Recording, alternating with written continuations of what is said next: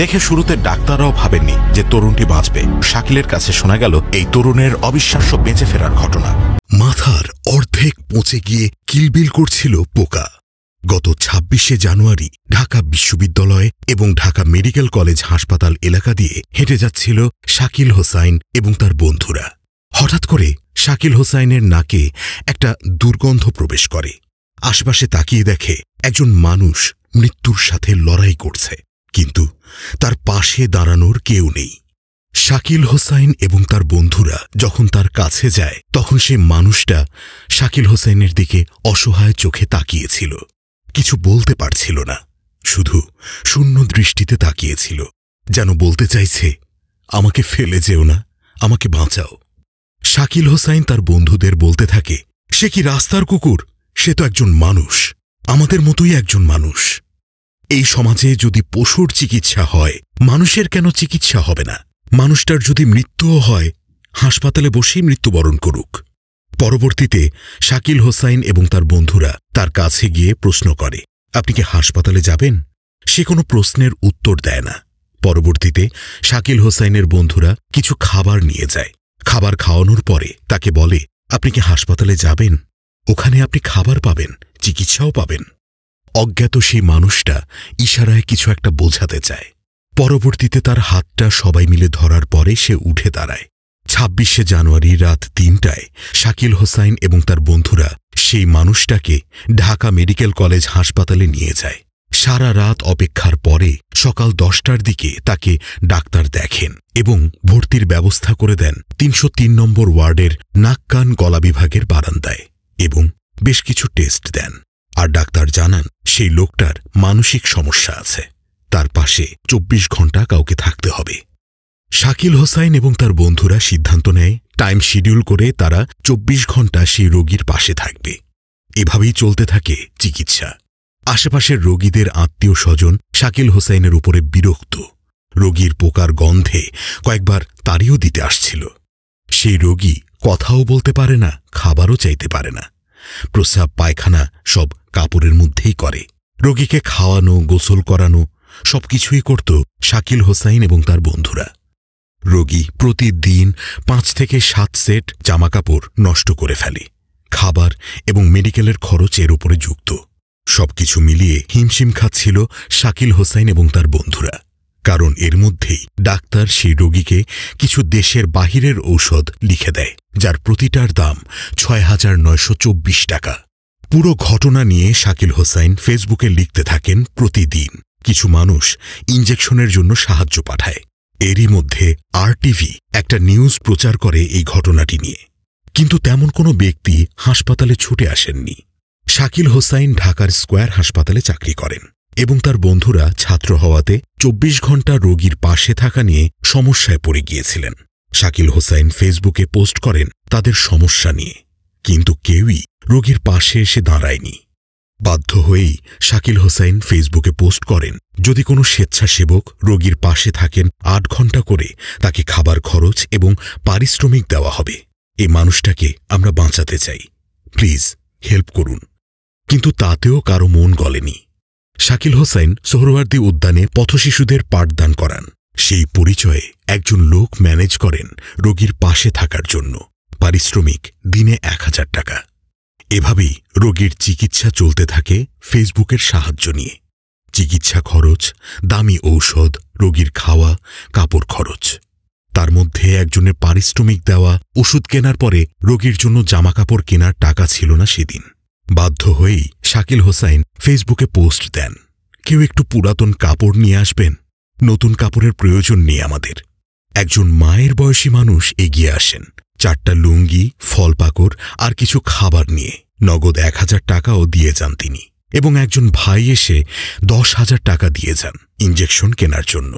পরবর্তীতে আরও একটা ইনজেকশন কিনে দিয়েছে সেই ভাই এবং সাথে ৫,১০০ টাকা দিয়েছেন। শাকিল হোসাইন রোগীর ড্রেসিং এবং পোকা পরিষ্কার করার পরে হাত ধুয়ে আসার পরে দেখেন রোগী তার বিছানায় নেই। অনেক খোঁজাখুঁজির পরে ঢাকা মেডিকেলের সিঁড়ির কাছে খুঁজে পান তাকে। মনে হল বাইরে চলে যেতে চাইছিল সে। সবাই মিলে সিদ্ধান্ত নেয় রোগীকে কেবিনে শিফট করতে হবে। এতটা সুস্থ হবার পরে যেন হারিয়ে না যায় সে অথবা আবার রাস্তায় চলে যেতে না পারে। কোনো টেস্ট অথবা কোনো দামি ঔষধ, ইঞ্জেকশন কোনোটাই তারা বাদ রাখেননি অজ্ঞাত মানুষটার সুস্থতার জন্য। কেবিনের টাকারও ব্যবস্থা হল এবং 53 কেবিনে শিফট করানো হল তাকে। সব খরচ বহন করতে গিয়ে ঠিকমতো ইঞ্জেকশনের টাকা 2 দিন ম্যানেজ হয়নি। শাকিল হোসাইন ড্রেসিং করতে গিয়ে দেখেন যে রোগীর অবস্থা আবার খারাপের দিকে যাচ্ছে। শাকিল হোসাইন রোগীর সেই খারাপ অবস্থা নিয়েও ফেসবুকে পোস্ট করেন, কিন্তু তার চিৎকার শোনার মতো কেউ নেই, তার জন্য কাঁদার মতোও কেউ নেই। সে কি এতটাই মূল্যহীন? শাকিল হোসাইন এবং তার বন্ধুরা সবকিছু করতে পারলেও তার পরিবারের ভালোবাসাটা কিন্তু ফিরিয়ে দিতে পারেননি। এই একটা জায়গায় তারা ব্যর্থ হয়েছেন। যেহেতু আল্লাহ তাকে নতুন একটা জীবনদান করেছেন, তার পরিবারকে খুঁজে পাওয়া অতি জরুরি হয়ে পড়েছে এখন। চিকিৎসা শেষে এই মানুষটাকে তো আবার রাস্তায় ছেড়ে দিতে পারা যায় না, না?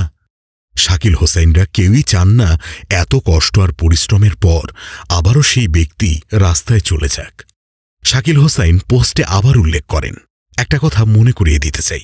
রিসেন্ট যে ভাইরাল বিষয়টা, মোহাম্মদপুরের একটা মেয়ে প্রেমিকের হাত ধরে চলে গিয়েছিল। সে ইচ্ছায় চলে গিয়েছে প্রেমিকের হাত ধরে। বাংলাদেশের সকল মানুষ একত্রিত হয়ে সেই মেয়েটাকে কিন্তু ঠিকই খুঁজে বের করেছেন। এই মানুষটা কিন্তু ইচ্ছা করে হারান নাই। পৃথিবীতে কেউ না কেউ তাকে চিনেন। এই মানুষটার কি তার পরিবারের কাছে ফিরে যাওয়ার অধিকার নেই? শাকিল হোসাইন আরও বলেন, আরও একটা জিনিস মনে করিয়ে দিতে চাই আপনাদেরকে। এর আগে ঢাকা বিশ্ববিদ্যালয় এলাকায় রাস্তার উপরে রিয়াদ নামের একটা ছেলে পড়েছিল, যার একটা চোখ এবং মাথার অর্ধেক ছিল না।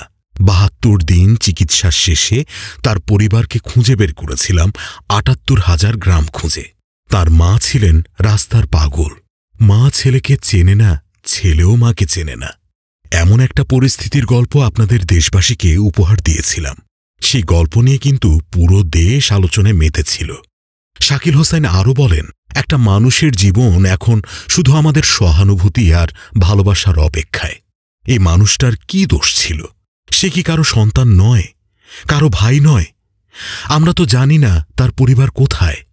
একদিকে তার জীবন মরণ লড়াই, অন্যদিকে বিশাল চিকিৎসা খরচ।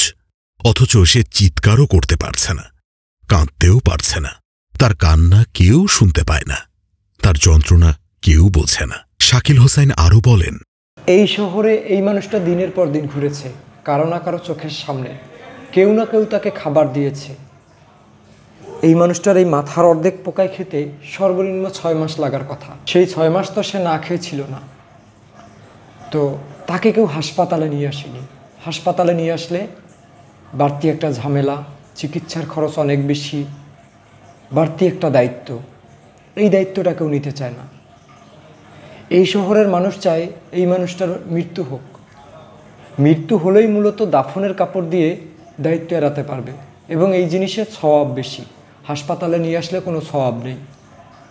এই যে সে আজকে 27 দিন ঢাকা মেডিকেলে চিকিৎসাধীন অবস্থায় আছে, তার পরিবার, বাকি এই যে বাংলাদেশে 18-20 কোটি মানুষ, তাদের মধ্য থেকে কয়জন মানুষ তার জন্য এগিয়ে আসছে? এই মানুষটার মাথার অর্ধেক পোকায় খেয়ে ফেলেছে।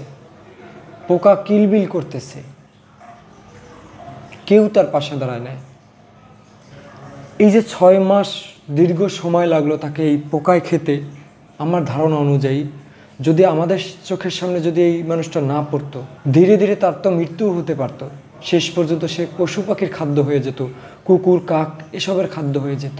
শাকিলের দাবি, আমরা কয়েকজন বন্ধু মিলে যদি 24 ঘন্টা পরিশ্রম করে একটা মৃতপ্রায় মানুষকে সেবা দিয়ে এত দূর নিয়ে আসতে পারি, তবে দেশের সরকার এবং সাংবাদিকদের কিছু না কিছু ভূমিকা তো থেকেই যায়।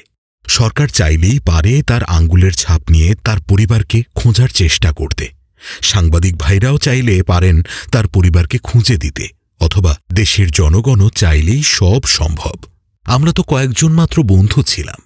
তাই যদি কেউ এই রোগীর জন্য যোগাযোগ করতে চান অথবা সাহায্য করতে চান, তাহলে 018961222225 এই পার্সোনাল বিকাশ কিংবা রকেট, অথবা 01718459446 এই পার্সোনাল নগদ নাম্বারে আর্থিক সহায়তা প্রদান করতে পারেন, অথবা ইসলামী ব্যাংকের মোহাম্মদ আসাদুজ্জামান শাকিল, অ্যাকাউন্ট নাম্বার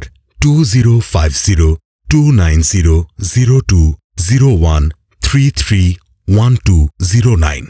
ব্রাঞ্চের নাম পান্থপথ, ঢাকা। আর রাউটিং নাম্বার 1252636114। এই অ্যাকাউন্টে সহায়তা প্রদান করতে পারেন।